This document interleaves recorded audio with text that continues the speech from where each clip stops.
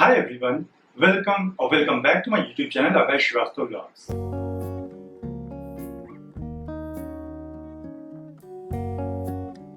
और आज की वीडियो में ऑफकोर्स आपने टाइटल में भी पढ़ लिया होगा कि मैं आपके साथ डिस्कस करने जा रहा हूँ कि आप अपने समर इंटर्नशिप रिपोर्ट कैसे बनाओ। आई नो अब समर वेकेशन जो भी कॉलेज स्टूडेंट्स हैं उनका समर वेकेशन का टाइम खत्म होने वाला है और जिन्होंने भी अपना समर इंटर्नशिप किया इस वेकेशन में उन्हें अपने कॉलेज में अपना समर इंटर्नशिप रिपोर्ट सबमिट करना होगा। और तो इस वीडियो में आपको बताने जा रहा हूँ कि समर इंटर्नशिप रिपोर्ट आप कैसे बनाओ, उसका फॉर्मेट क्या होना चाहिए, क्या क्या लिखना पड़ेगा आपको उस रिपोर्ट में। एंड बेसिकली मैं आपको ये रिपोर्ट ही दिखा दूंगा। ये रिपोर्ट मेरे सीनियर का है विच इज फ्रॉम MBA। सो आप इस जो रिपोर्ट का फॉर्मेट है, आप ना कि सिर्फ MBA बल्कि आप BBA में हो, BTech में हो, BCA, MCA एंड बेसिकली आप किसी भी कोर्स में हो तो यही फॉर्मेट यूज होता है किसी भी समर इंटर्नशिप की रिपोर्ट के लिए। एंड रीजन मैं ये वीडियो क्यों बना रहा हूँ क्योंकि जब मैं एक फ्रेशर था और जब BBA में मैंने पहली बार अपना एक समर इंटर्नशिप किया था तो मुझे काफी सारे डाउट्स थे कि रिपोर्ट कैसे बनाया and I really wanted to see somebody's report from the seniors. But उस टाइम क्योंकि मैं खुद एक फ्रेशर था तो मेरे साथ मेरा भी कोई हेल्प करने वाला था नहीं। तो अब मैं हूँ आपके लिए, तो मैं चाह रहा हूँ कि मैं आपको हेल्प कर दूँ। अगर आपको कोई भी डाउट है कि आपको समर इंटर्नशिप रिपोर्ट कैसे बनाना है तो ये रहा आपके लिए वीडियो। तो बिना एक सेकंड में देर किए हुए स्टार्ट करते हैं वीडियो। सो देखिए ये होगा हमारे इंटर्नशिप रिपोर्ट का फर्स्ट पेज। तो यहाँ पे लिखा होगा आपके जो भी स्टडी का टाइटल है।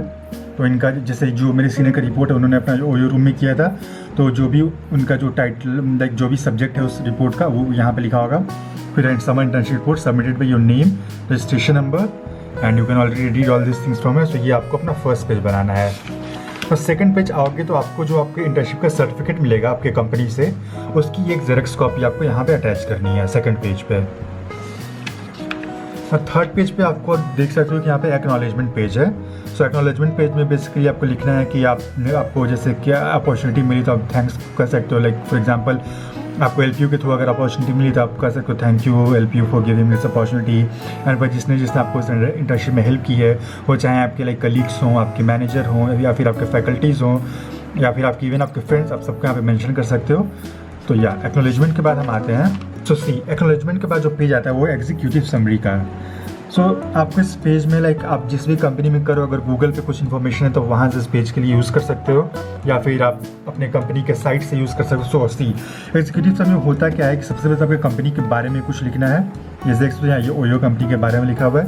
फिर उसके बाद आपको इसी में लिखना है एग्जीक्यूटिव समरी में ही विजन एंड मिशन।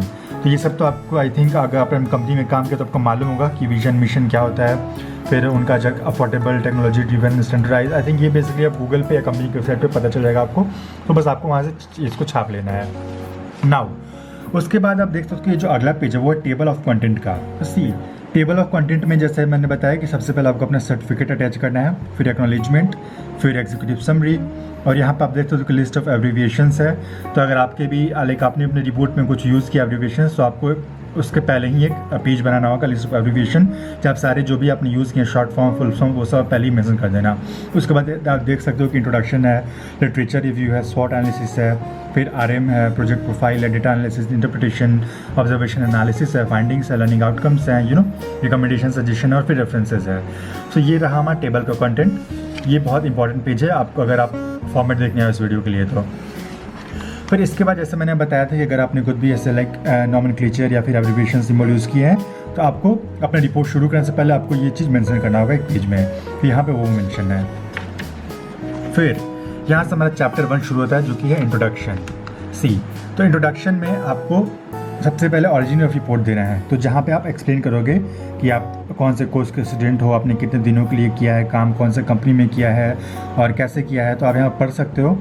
इसलिए मैं आप धीरे धीरे पढ़ भी लो धीरे धीरे, और नहीं है तो आप स्क्रीनशॉट लेके या फिर यहाँ पे वीडियो पॉज करके पढ़ लो अगर आपको समझ नहीं आ रहा है तो। इसमें आप ये भी मेंशन कर सकते हो कि आपने कौन से लोकेशन पे ज्वाइन किया है, कंपनी का उसका डेट क्या है, कब से कब तक का है, फिर आप कौन सा टॉपिक पे काम करो वो कर सकते हो।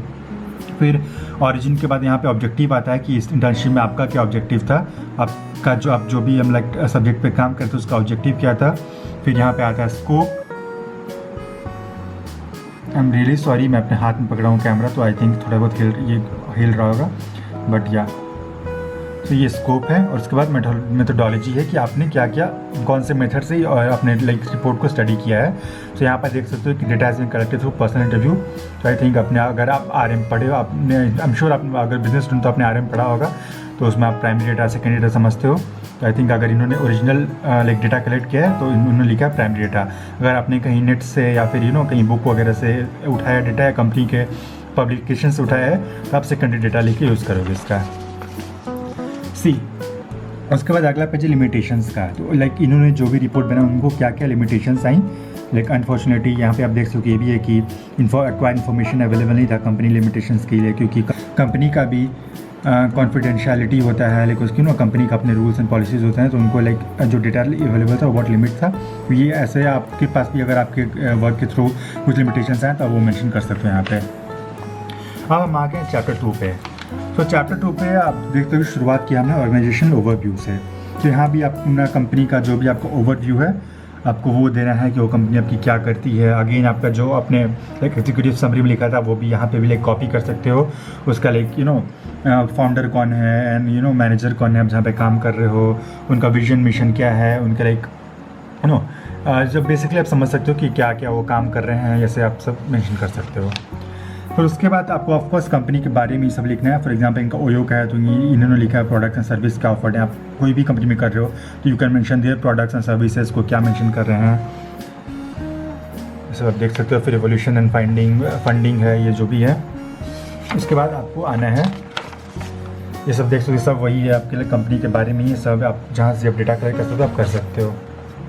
फिर यहाँ पे आता है आपका बिजनेस मॉडल। ये भी आपका business model I am sure आपने पढ़ा होगा कि how a business captures value, तो उसको बिजनेस मॉडल बोलते हैं। ये देख सकते हो कि यहाँ पे उन्होंने बिजनेस मॉडल मेंशन किया है। फिर उसके बाद उन्होंने रिवेन्यू मॉडल मेंशन किया है।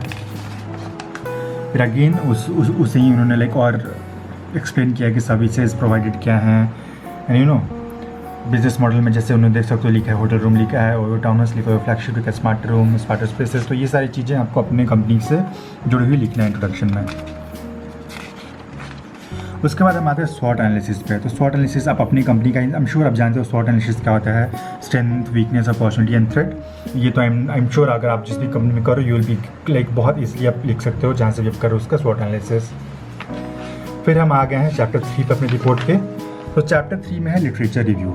लिटरेचर रिव्यू क्या होता है, आई एम श्योर आपको पता ही होगा कि आपको जो ऑलरेडी जो पब्लिश मटेरियल्स है नेट पे हैं, चाहे कहीं भी पब्लिश्ड हैं, आपको उनको पढ़ के और आपको एक छोटा सा समरी टाइप उनको लिखना पड़ता है। तो उन्होंने जहाँ से जिसका भी रिपोर्ट पढ़ा उसके बारे में थोड़ा उन्होंने लिखा है कि उससे उन्हें क्या पता चला उस रिपोर्ट के बारे में। तो आई एम श्योर अगर आपको भी ये करना होगा literature review, and I am sure आप जानती होंगे लिटरेचर रिव्यू कैसे करना है, ये फॉर्मेट आप जानते होंगे नॉमेनक्लेचर का। सो ये सब वो है,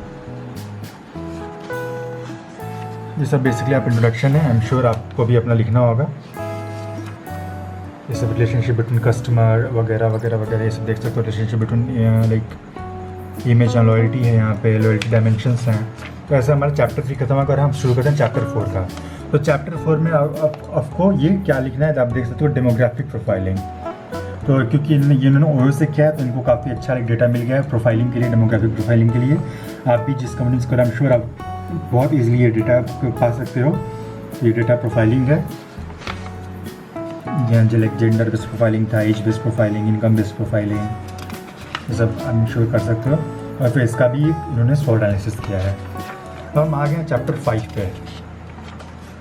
तो चैप्टर 5 में आपको अब यूज़ करना है रिसर्च मेथोडोलॉजी, ठीक है। तो रिसर्च मेथोडोलॉजी में आपने कौन सा प्रोसेस यूज़ किया अपनी रिपोर्ट के लिए, आपको वो मेंशन करना है। तो जैसे इन्होंने देख सकते हो कि इन्होंने रिसर्च प्रॉब्लम किया, फिर लिटरेचर रिव्यू किया तो वो लिखा इन्होंने लिटरेचर सर्वे, फिर वर्किंग हाइपोथेसिस लिखा है, फिर इन्होंने अपने देख सकते हो एक कलेक्टिंग द डेटा लिखा है, कैसे कैसे उन्होंने किया, क्वेश्चन उन्होंने बनाया था, और उन्होंने पर्सनल इंटरव्यू लिया है, फिर एग्जीक्यूट किया, एनालाइज किया, हाइपोथेसिस एंड टेस्टिंग किया है, एंड दिस इज हाउ उन्होंने रिपोर्ट किया है। तो आप इसको चाहो तो आप एक स्क्रीनशॉट टाइप भी ले सकते हो या फिर वीडियो पॉज करके आप देख लो। फिर इन्होंने यहीं नीचे रिपोर्ट का वो लिखा, रिसर्च प्रोसेस लिखा है, और साथ ही साथ sample plan for the project. अब इसमें भी इन्हें आपको लिमिटेशंस लिखनी पड़ेंगी कि आपको रिसर्च मेथोडोलॉजी में क्या क्या लिमिटेशंस आई। फॉर एग्जांपल उन्होंने आप पर्सनल इंटरव्यू ले लो किसी का तो कोई आपको रेडी नहीं है देने के लिए, या फिर आप किसी को क्वेश्चनर भेज दो तो दे इग्नोर इट। तो ये सब आपकी लिमिटेशंस होती हैं। तो ये सब आप लिमिटेशन रखोगे। फिर प्रोजेक्ट प्रोफाइल यहाँ पे देखो इन्होंने ऑपरेशंस में किया है। अगर आप HR में करो तो आप लिखोगे ह्यूमन रिसोर्स मैनेजमेंट या मार्केटिंग एसेस लिखोगे आप, मतलब बेसिकली आप अगर फाइनेंस में करो तो फाइनेंस होगा, प्रोजेक्ट प्रोफाइल ये सब होगा। सी अब इन्होंने यहाँ पे ऑपरेशंस के बारे में एक्सप्लेन किया है। तो अगर आप जिस भी लाइक डोमेन से आपको वहाँ पे इसके डोमेन के बारे में लिखना है, आपने मार्केटिंग किया है, मान लो सपोज आप जिस भी कंपनी मार्केटिंग कर रहे हो, फिर आप बताओ कि मार्केटिंग क्या होता है, आपने किस किस प्रोडक्ट एंड सर्विस की मार्केटिंग की है, कैसे की है। इन्होंने ऑपरेशंस में किया तो उन्होंने वो लिखा है। ये सारे वही कुछ डेटा वेटा है सब। कॉमनली उन्होंने लाइक ओयो रूम के बारे में पूरा एक्सप्लेन किया है। प्रॉपर्टी फाइनेंस हो गया, होटल फैसिलिटी हो गया, फिर इस सेम उसी में ये भी आ रहा है प्रोडक्ट रिटेनेबिलिटी, जो भी उन्होंने अपने डोमेन के बारे में लिखा है। तो मेथोडोलॉजी ये सब आयरन के अंदर ही आ रहा है। फिर आप आ गए हैं चैप्टर 6 पे। चैप्टर 6 में है आपके लिए डेटा एनालिसिस एंड इंटरप्रिटेशन, जो कि बहुत इंपॉर्टेंट पार्ट है। तो आपने जो भी डेटा कलेक्ट किया उसको आई एम श्योर आप एक्सेल वगैरह यूज़ करते हो या फिर टैबली वगैरह के स्टूडेंट हो गए, तो आपको लाइक एक्सेल शीट जैसा बना के और आप बहुत इजीली सब ग्राफ वगैरह आप एक्सेल में या टैबली में निकाल सकते हो। बस जो भी इन्होंने डेटा कलेक्ट किया है उनका इन्होंने लाइक बेसिकली इंटरप्रेट करने के लिए और एनालाइज करने के लिए उन्होंने यूज़ किया है ग्राफ्स वगैरह का। आप भी बहुत इजीली कर लोगे। आपको आपने जो भी डेटा कनेक्ट किया है ये सारे हो गए। तो बेसिकली आप देख सकते हो जिन्होंने लाइक आपको भी ऐसे करना होगा, ऊपर एक ग्राफ वगैरह जो भी दे देना होगा और नीचे थोड़ा सा उसको एक्सप्लेन कर देना होगा। बस फिर यही है अभी।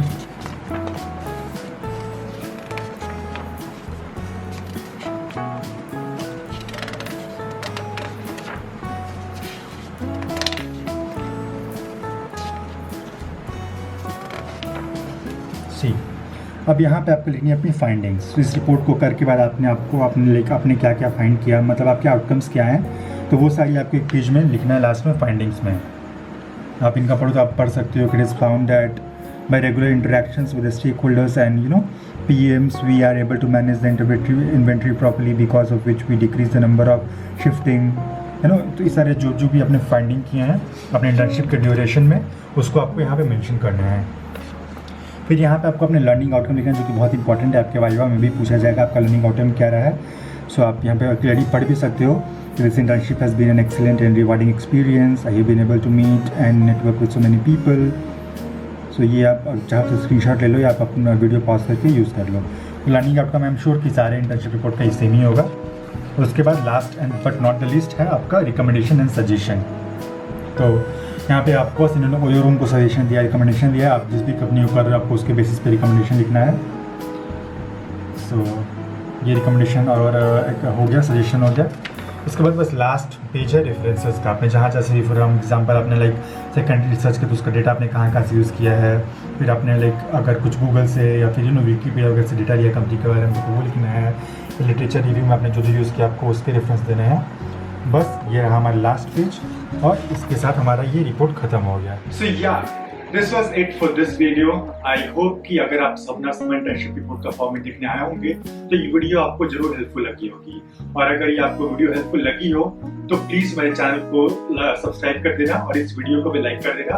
कोई भी क्वेरीज हो या कुछ भी आपको जानना हो तो कमेंट सेक्शन में लिख देना। I will reply it. And with that, I say bye bye to you all. Hare Krishna. See you in my next video. Thank you.